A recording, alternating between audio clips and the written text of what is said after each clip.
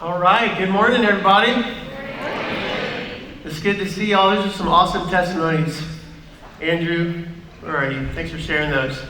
And man, that is the life that we've been invited into, just living. I mean, it's every time I hear testimonies like that, I'm like, wow. But on the other side, I'm just like, what's new? That's our life. God's miraculous provision. So, as JD introduced, I'm Clark, and my wife Natalie and I, and our 4 kids, Sam, Stevie, Ann, and Josh, have the privilege of being part of this spiritual family. And it's any chance I have to get to preach, it's a lot of fun, and it just makes me appreciate JD even more, what he does week after week, and especially appreciate his family for what they probably go through week after week with him preparing for the message. But hopefully this weekend you guys got to do something fun. Aside from the flash floods and all that, the weather's been pretty nice. We went to a swim meet last night and the water was actually kind of cold, which that's nice because in a couple weeks it's going to be blistering hot outside at these swim meets. But hey, I got a question for y'all. But before I ask, I want us to watch a really quick video. Okay, so if you guys can cue up this video.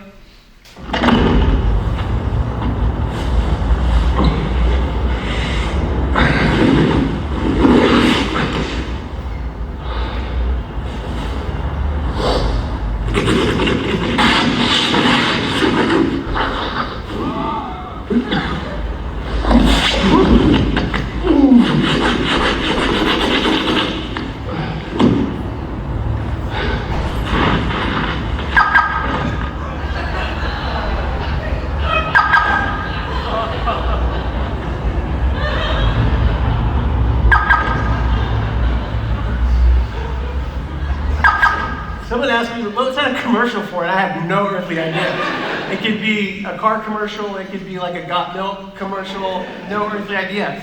But we can laugh at this because, the consequences of his mistake were so relatively low, right? He wasted a little bit of time digging what he thought was his car out of the snow. His hands got a little cold. But imagine if this guy had spent his whole life digging out the wrong car. It would be a little different, right? We may not laugh. We might be like, dang, that's rough. Imagine this was a story not about someone digging out their car, but something that was actually a lot more significant. It would change this from being a comedy to a tragedy, right? So, what if that someone was me, digging out the wrong car, spending my life, spending all my resources, my time, my energy, my hopes, thinking about how digging out this car that I thought was mine, and it turns out it was the wrong car. What if that was you? And again, what if it wasn't a car? What if it was something much more significant? Would you want to know? I hope I would want to know if I was spending my life digging out the wrong car. All right, so as JD mentioned, we're starting a new series this morning on freedom. And we're going to look at a time in the Gospel of John where Jesus is confronting a group of people who've been digging out the wrong car. And being kind as he is, he attempts to bring this to their attention, okay? So, now, before we jump into this passage, an important question, if any of you guys, I'm sure all of y'all have done, Bible study and stuff like that, but one of the most important questions to ask as you set off on studying a passage or something is asking, well, what's the context? Like, what's going on around here, right? So, words are meant to be understood in relationship to sentences, and sentences are meant to be understood in relationship to paragraphs, and whatever's bigger than the paragraph, a chapter, and on it goes. And so before we jump into our passage, John 8, I just want us to I'm going to help us pan out a little bit, and we're going to do previously on John's Gospel, okay? So we're going to look at John chapter 8, but early on in John, you see there's Jesus, and he's walking around saying things, doing really incredible things, and there's a group of the Jewish leaders, religious leaders. There are different groups, the Pharisees, the Sadducees, different ones. But very early on in John's Gospel, these guys are really suspicious of Jesus. He appears on the scene, and he's got a following. They're very suspicious. And it doesn't take long before that suspicion becomes opposition. Okay?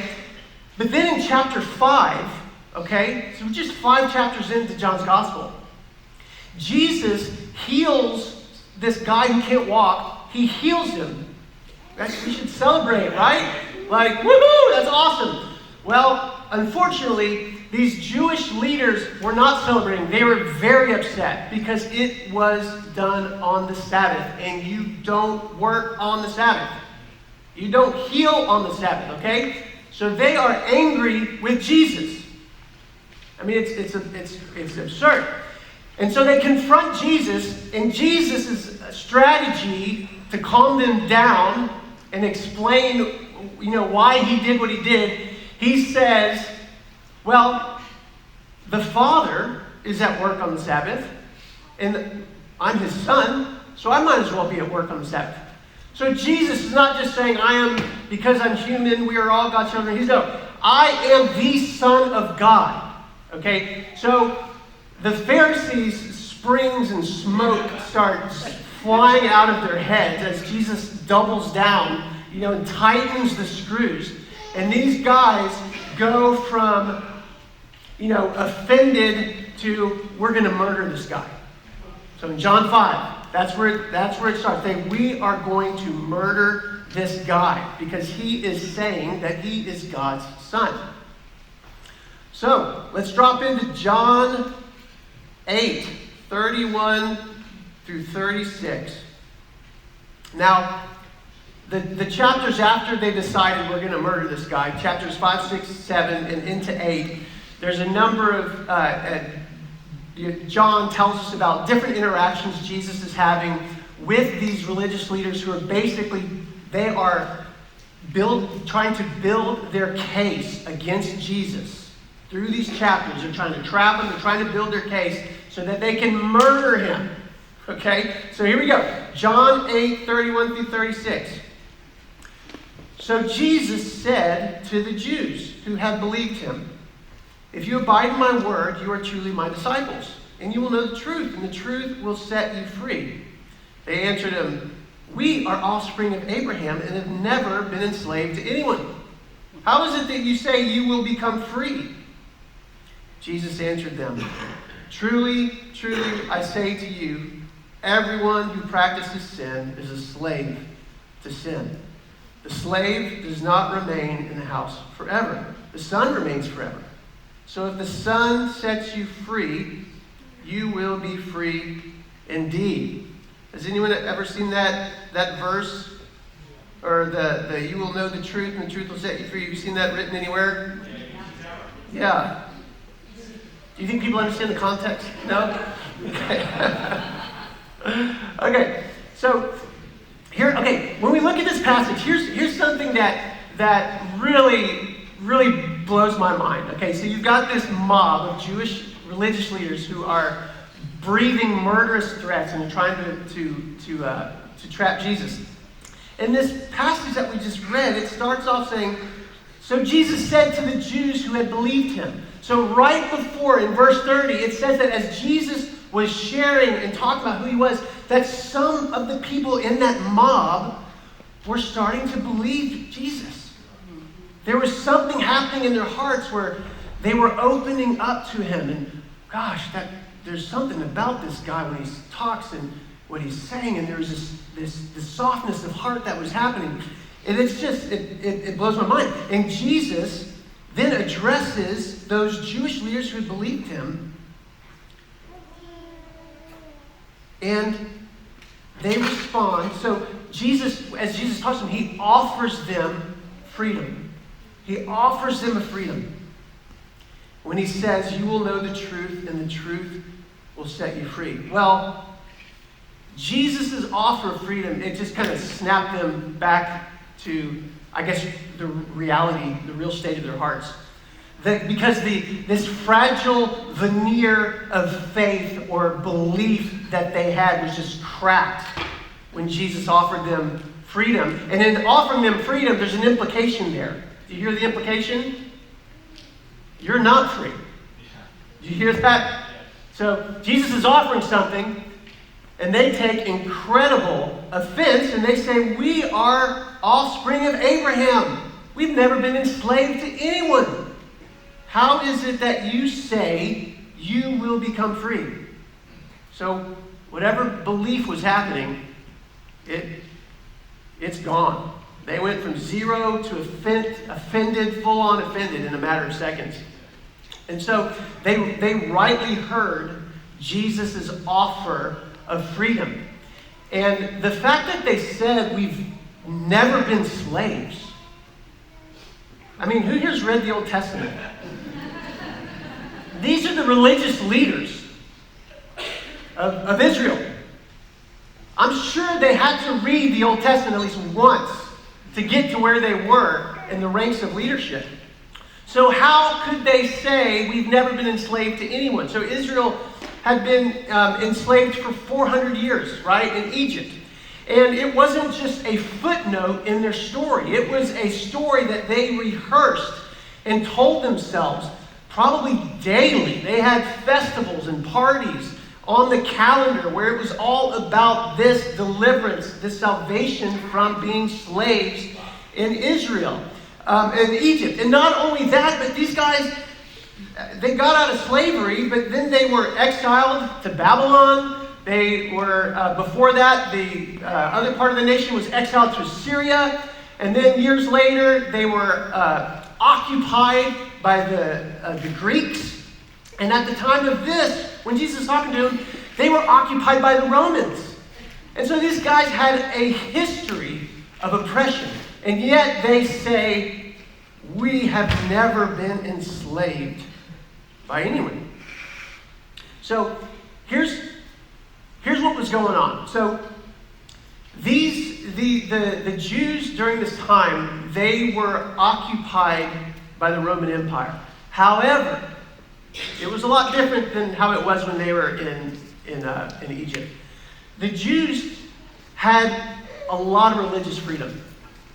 Okay, even though they were occupied and under Roman rule, they had religious freedom. They were able to do all their traditions, practice their religion, do temple worship, sacrifices, synagogue, all that stuff. Not only did they have their religious freedom, but the Roman Empire allowed them to have their civic freedom. They governed themselves.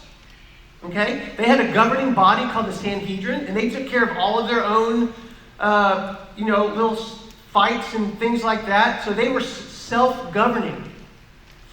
Now, somehow, they're somewhere between their pride in their lineage from Abraham, mixed with maybe a chip on their shoulder from having been this history of being enslaved and exiled and occupied, that this measure of freedom that they did have was the most important thing to them. It's all that is the freedom that really mattered.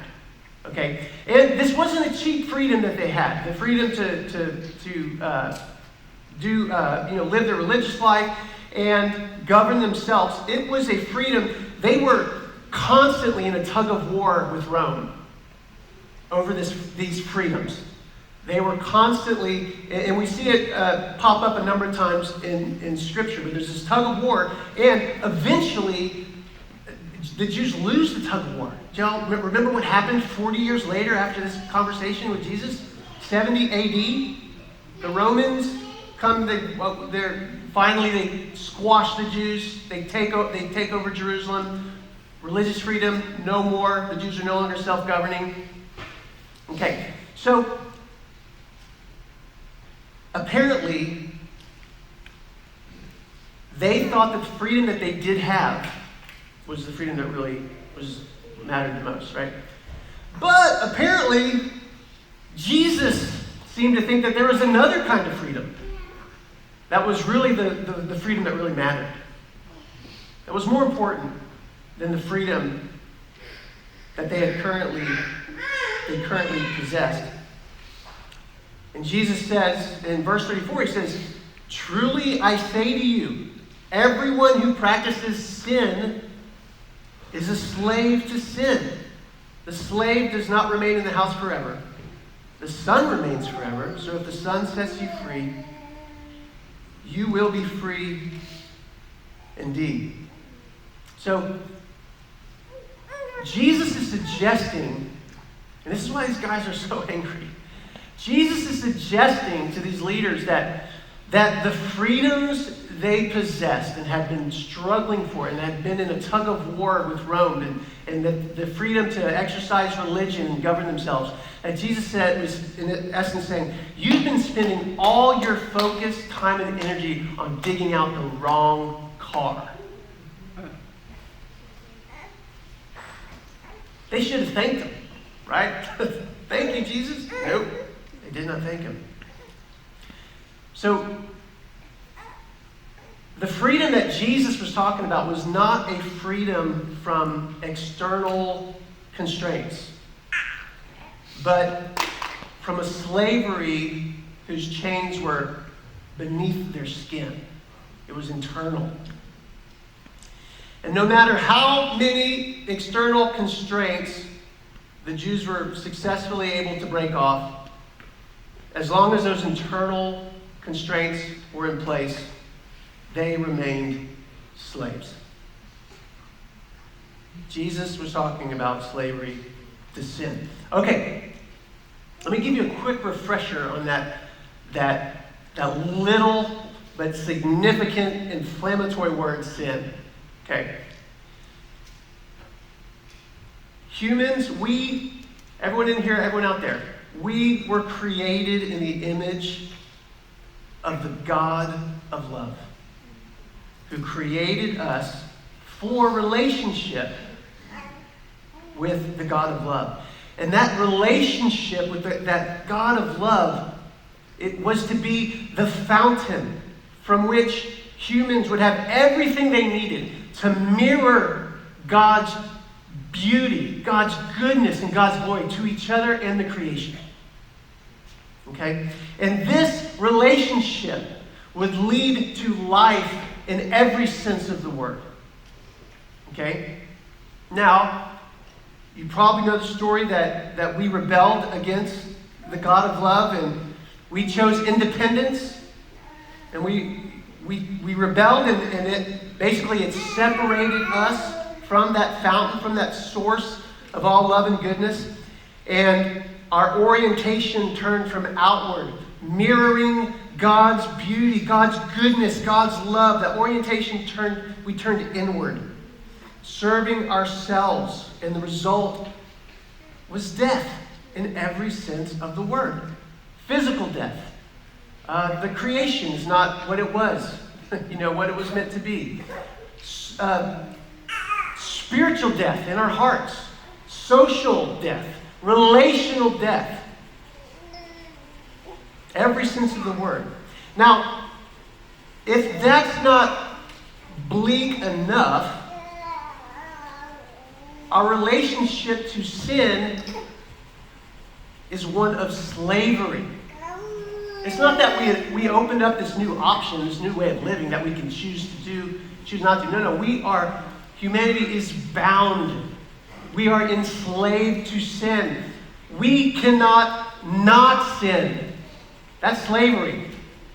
Now, if you're offended at all by that idea, then you're getting it.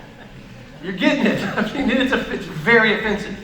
There's a reason why this really cool guy who went around healing people and embracing the outcast, there's a reason he was murdered. Because it's very offensive message. So, now, we can compare ourselves to ourselves I can compare myself to the worst of humanity, and I can compare myself to the best of humanity and think like, hey, you know what, basically we're not that bad. We're pretty good. And I'm pretty good. I'm not that as bad as that guy. Right? Anyone ever thought that way? But then, when you receive a glimpse of the blinding beauty and holiness that is in God, when you get a glimpse of that, and you're no longer looking at the people on your left who are worse and the people on your right, but when you see the glory of God and His goodness, a violent thing happens, and we find ourselves on the floor next to Job.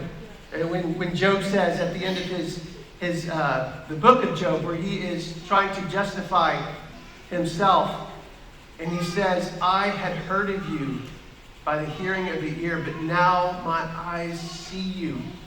Therefore I despise myself, and I repent in dust and ashes.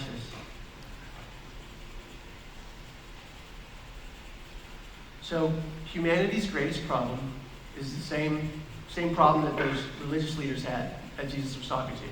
Our greatest problem is our problem of sin. And this freedom, this true freedom, this free indeed freedom that Jesus was talking about, it's a freedom that frees us from the inevitable consequence of sin fully running its course in our lives, which is complete and permanent separation from God. But Jesus offers us freedom from that outcome. In this freedom, we're forgiven. We're freed from our guilt. We're freed from the guilt of rebellion against God, and we are freed from the ongoing destruction of sin in our lives.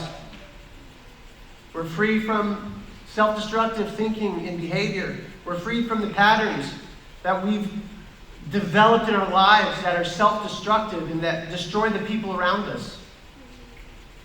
We are free to know God's love and God's pleasure. We're free to relate to Him as our Father.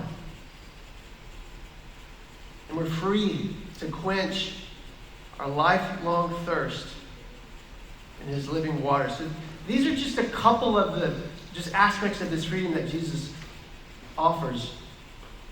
And Jesus isn't just talking about any kind of freedom. He's talking about a free indeed kind of freedom. Really free. Really, really free. Jesus' audience that day, they had some measure of freedom in their lives. And it wasn't a worthless freedom. I mean, that's being able to be here at church and worship without fear of the government. I mean, that's worth something, right, guys? I mean, freedom to govern ourselves. I mean, that is a incredible freedom, but it's not free indeed freedom. Okay? As far as Jesus is concerned, those religious leaders, they could have been free from every external constraint imaginable. And their freedom would amount to nothing more than just having access to more of the prison that they were in.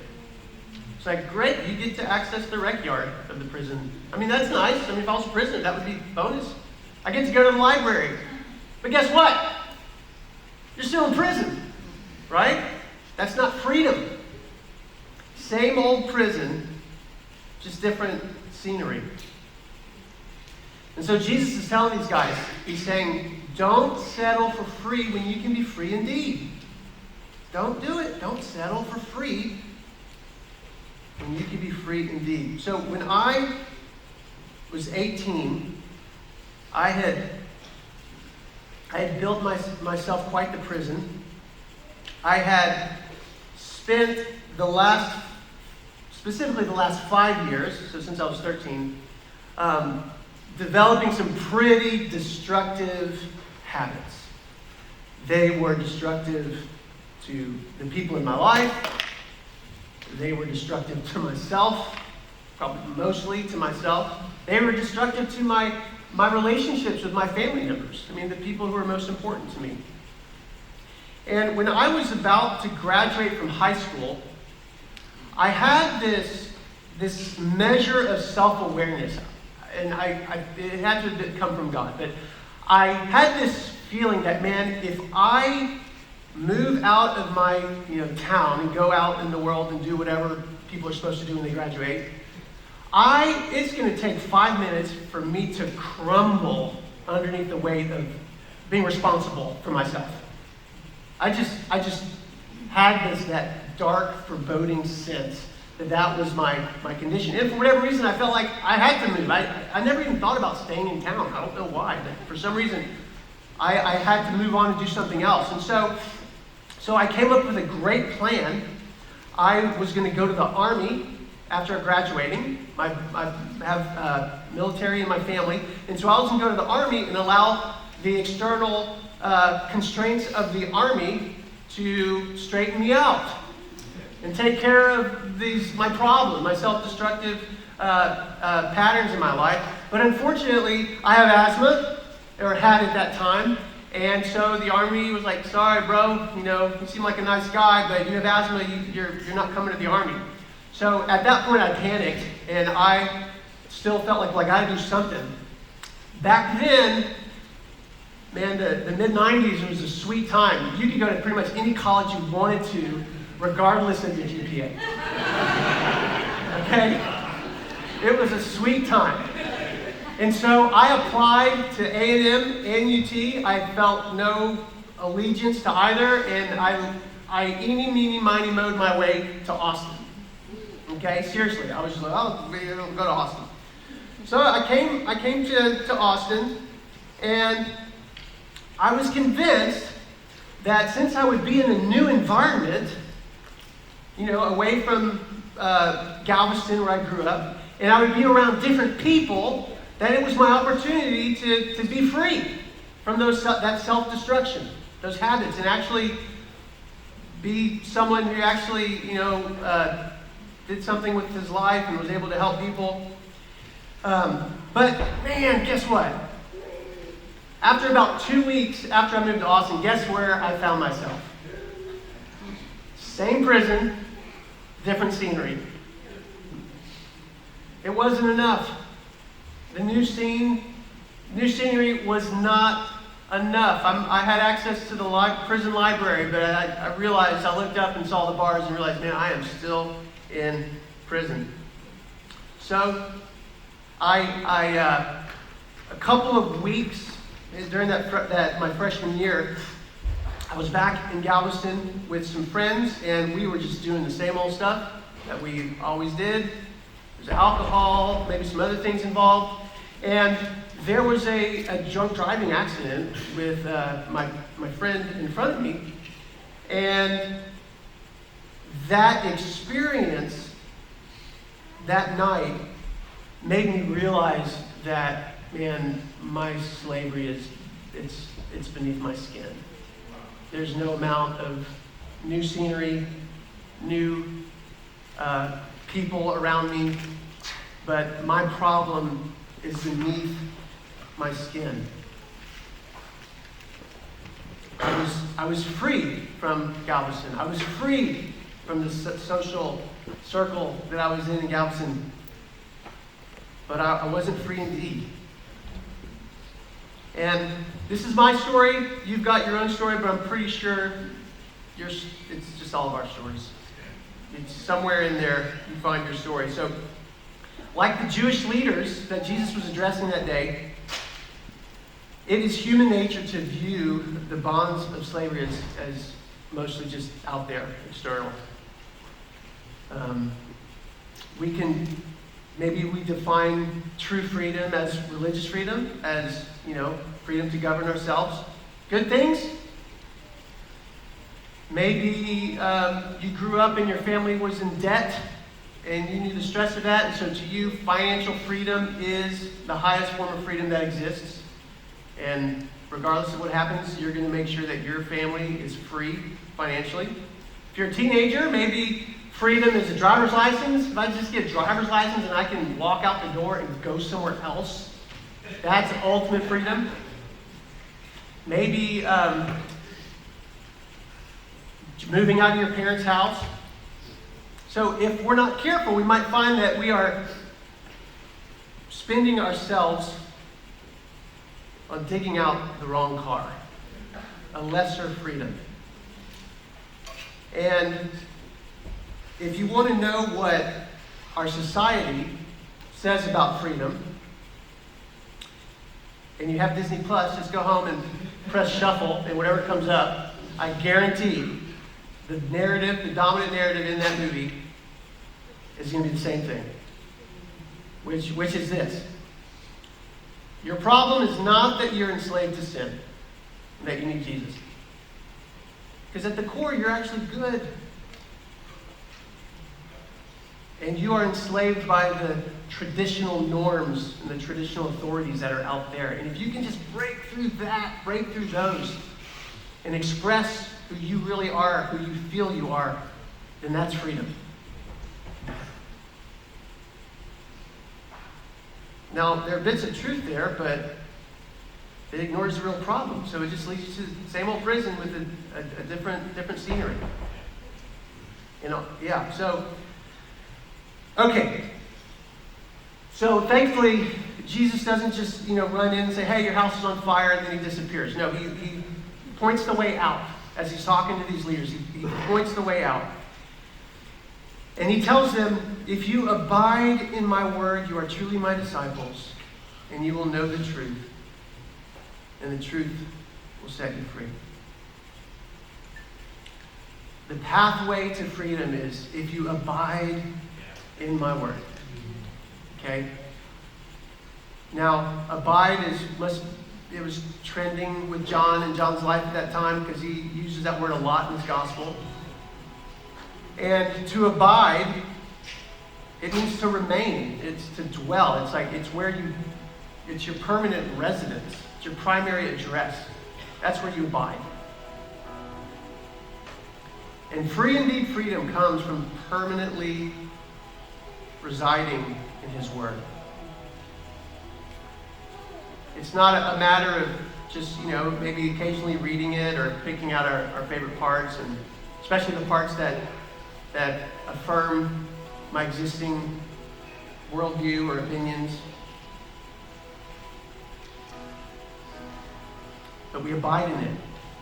I'm talking about his written word as well as his now spoken word. God, the scriptures, God breathed, and he still breathes. He's not dead. He still breathes his truth into our hearts.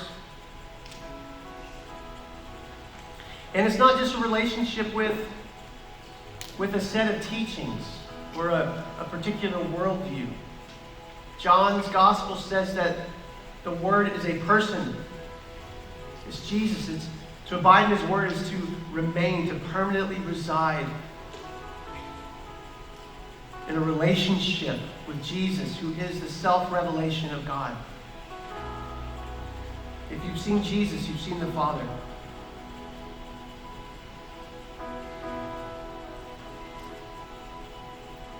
So soon after I woke up to that reality that my problem was not just I needed a change of scenery, I met a group of other college students who are trying to follow Jesus. And their lives were full of the fruit of this free indeed freedom. And they abided in his word. They would wake up before, who knows, a college student to wake up earlier than they need to.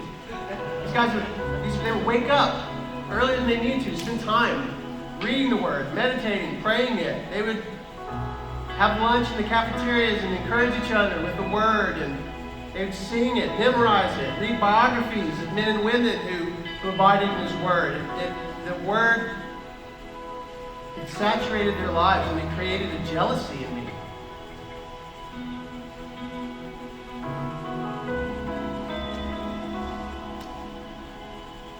And as I began attempting to dig out the right car, I began to experience freedom myself.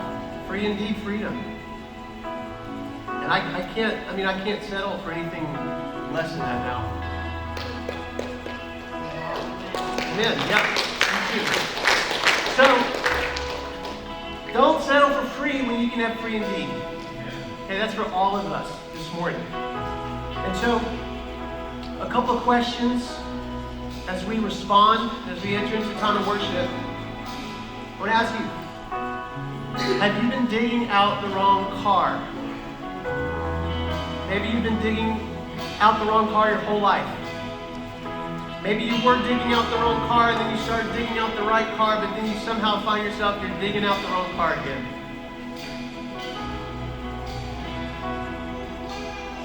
Another question is, where are you living these days? Where do you permanently reside? Is it in relationship with the living Word? That's what I want. That's where I want to live. So, God's here. He's breathing. He's speaking to us. And so we're going to do a simple exercise that's going to help us give our attention to what He is saying to us. Okay, so maybe you got a card when you came in and a pencil. If you didn't, that's okay. You don't have to have one to participate in this exercise. But in order to just posture our hearts and kind of aim our ears towards heaven, I just want to invite you to close your eyes. Take a deep breath. Kind of still yourself. And I want you to imagine God saying, for me, He would say Clark. So fill in the blank with your name. Imagine God saying, Clark, what I want you to know is, and then just listen for what comes next. And write that down.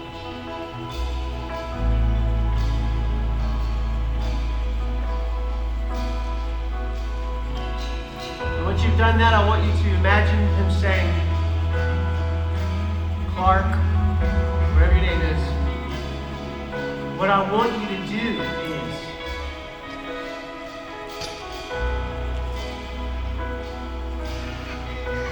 now I would encourage you to share that with someone. And even pray it with someone. And as the band leads us in worship, I'm going to invite up just any life group leaders who'd be willing to pray. If there's anyone here who would like to have someone pray with them. So come up. This is the cue. Come on up. And if you want someone to pray with you about what you heard, about what you didn't hear, or anything else that's going on in your life, I invite you to come to the front.